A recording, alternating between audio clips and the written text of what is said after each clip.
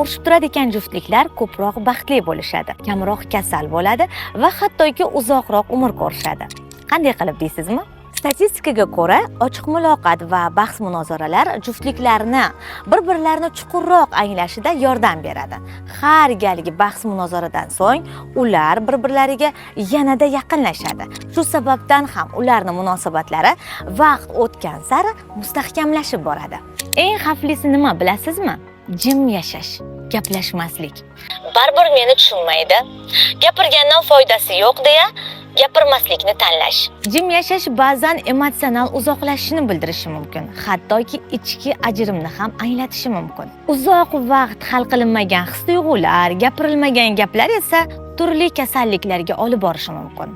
Yurak, jigar va shu bilan birgalikda kuchli stress va uyqusizlikni ham keltirib chiqaradi. Shu sababdan ham baxtli juftliklar bu har doim jim va tinch yashaydiganlar emas, balkim ba'zan urush janjallar bilan, kelishmovchiliklar bilan hayot kechiradiganlar ham bo'lishi mumkin.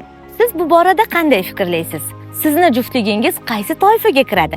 Jim yashaydiganlarmi yoki bahs-munozarali? Izohlarda qoldiring.